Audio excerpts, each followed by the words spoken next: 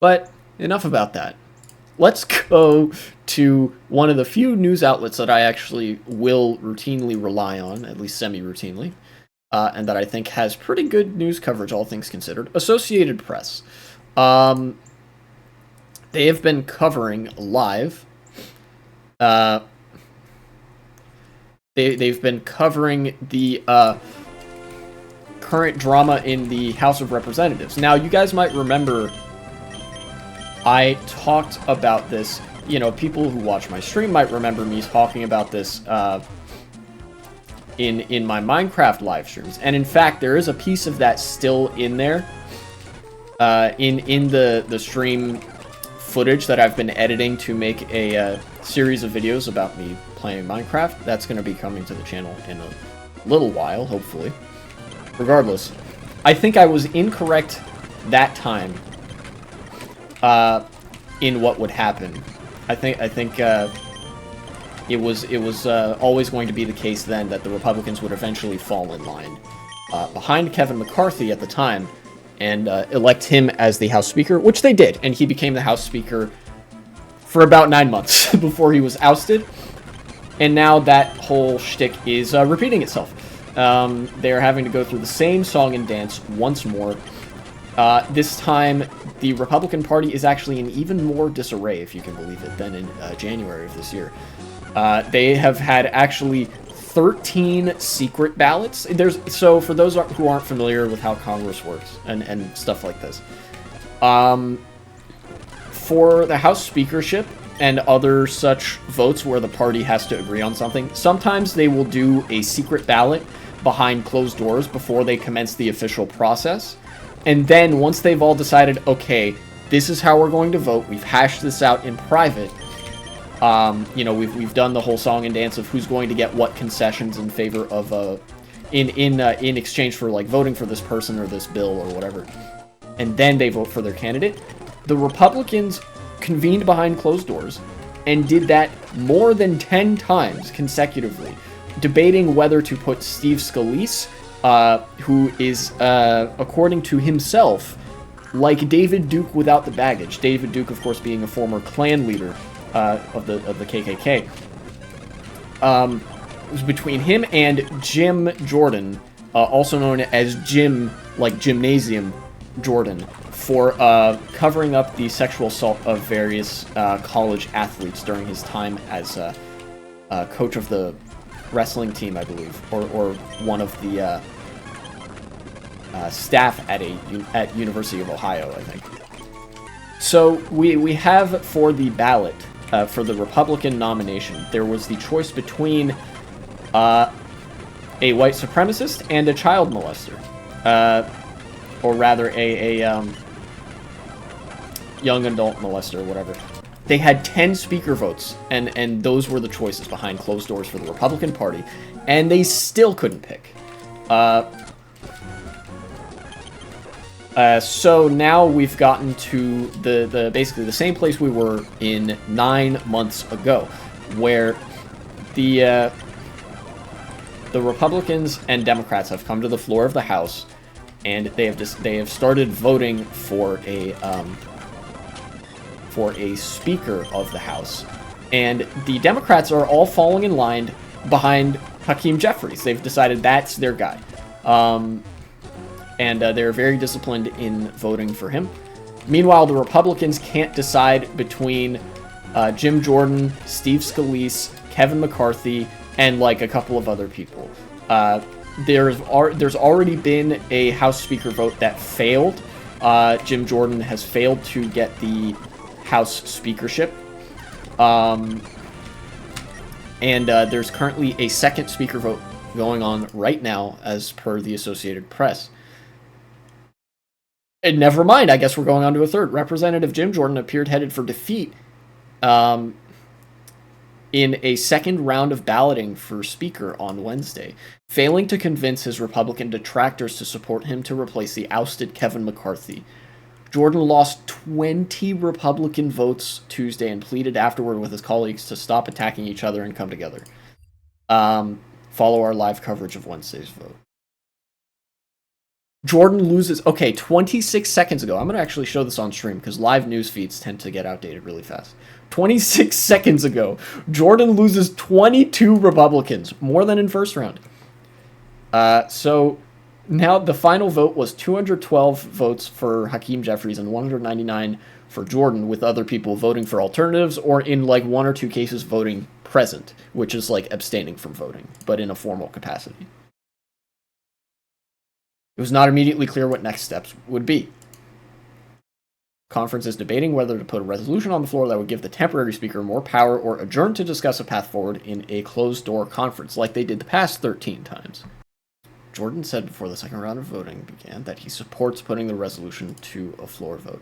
I think this is Jim Jordan's way of basically conceding that he's probably not going to get the speakership, at least not anytime soon, and as far as we know, this is going to continue, much like this, the fiasco in January did, where maybe the Republicans coalesce behind somebody, but with people casting votes for Republicans that aren't even in office, and some people choosing not to vote at all, I think the United States is going to be without a speaker for a little while, somewhat like in January.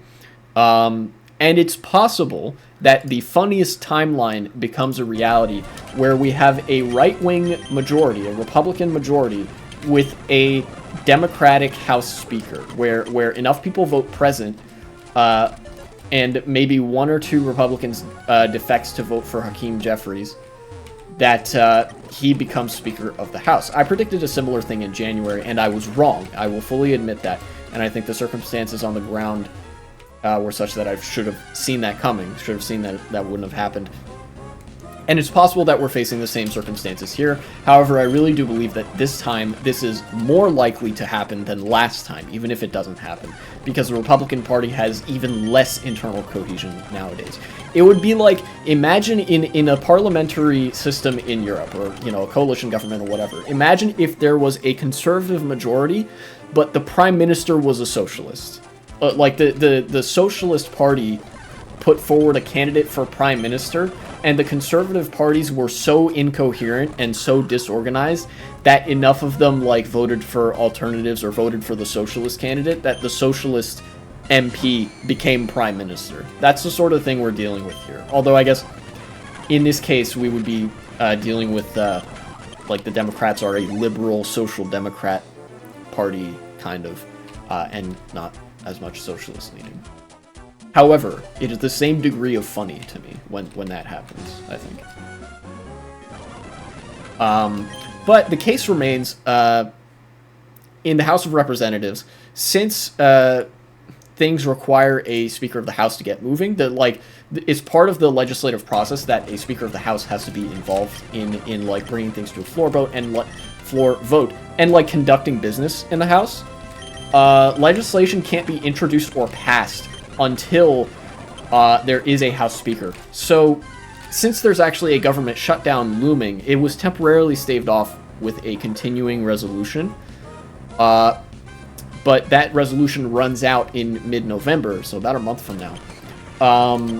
There is a strict 1-month time limit for the Republicans, or, you know, I mean, really just the Republicans, to decide what their course of action will be to get a Speaker of the House. Whether that be Jim Jordan, or whether that be Steve Scalise, or whether that be even Hakeem Jeffries if a couple of Republicans defect, or if enough of them vote present.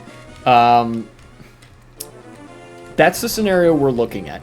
Regardless of who it is, it's going to have to be somebody before November, otherwise the government will shut down. Granted, the government has shut down before in the United States, and every single time the government has shut down, it has been the fault of the right-wing party, the Republican Party. But, you know, it would be bad if that happened. It's pretty bad when that happens, so I would like it to not happen. And I think many people would like that to not happen. Nothing new from the Associated Press. I guess we'll know as time goes on how many votes they end up losing out on this time. The Republicans, that is.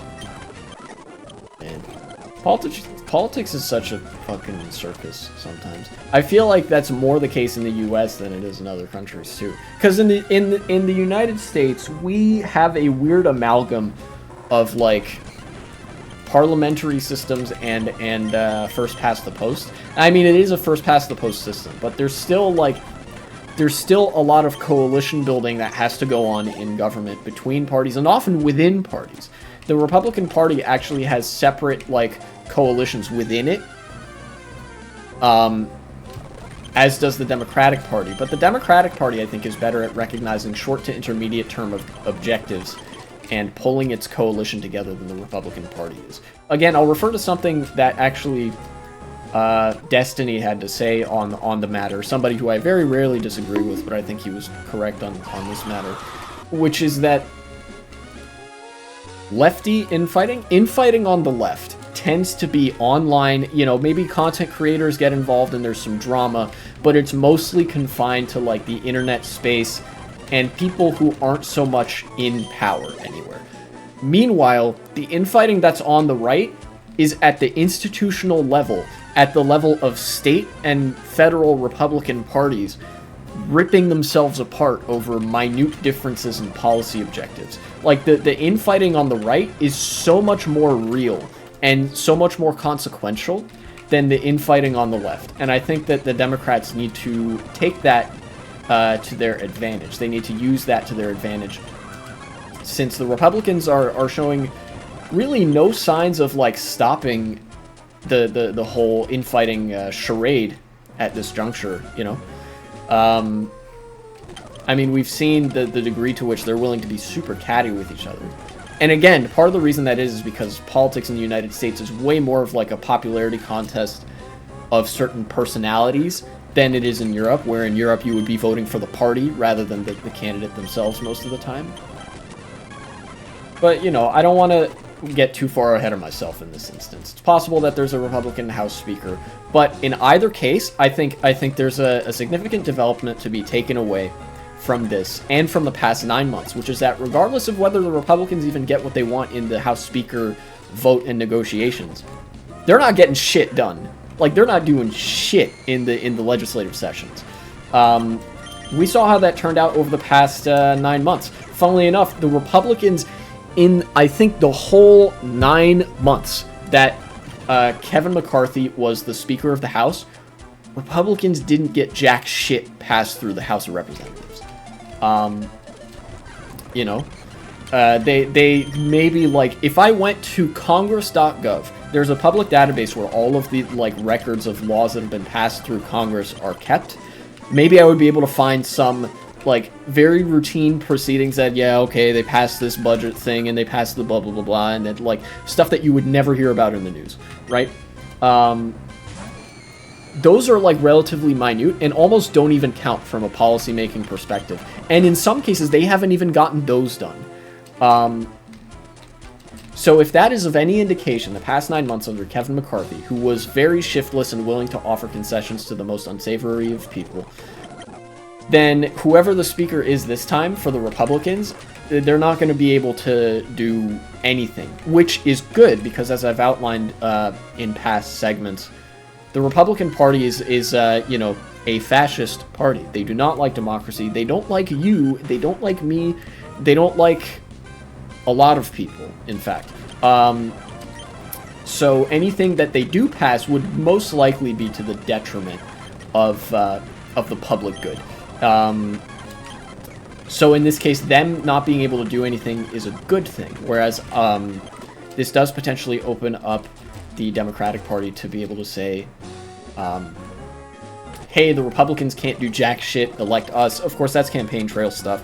But more likely, in the meantime, they could potentially get some concessions on certain legislative projects from Republican Congress people, since the party's in such a state of disarray. Maybe they would be able to like tap somebody on the shoulder. Hey, we can give you some extra funding in your constituency if you support this bill that is, you know, supportive of queer families and whatever. Again, small chance, but everything that we can do, or everything that is to the Republicans' detriment and is to the benefit of the left in Congress is potentially very helpful. So to wrap up, drama is happening in the House again. Republicans have attempted and failed to elect a speaker, in fact, a couple of times now. All indications are that this is going to continue for a considerable length of time. It's going to have to end at some point before November because a government shutdown is happening. And regardless of what happens, Republicans aren't getting jack shit done. And this seems to be a good thing on balance. The fact that the Republican Party is so incoherent right now, I think, presents a good thing for the United States, because it means they will no longer be able to wreak the havoc of austerity politics the way they have been doing since the days of Reagan. And it further supports what I have said in other segments, where I think the GOP is on its last legs, and there will not be a Republican Party in the United States for too much longer. I might see them disappear into obscurity in my lifetime. And from then, that opens up more opportunities for the left and more opportunities for, like, social ownership and maybe not going that far, but certainly in terms of, like, social safety nets. Cut the segment there. Future me, you know what to do.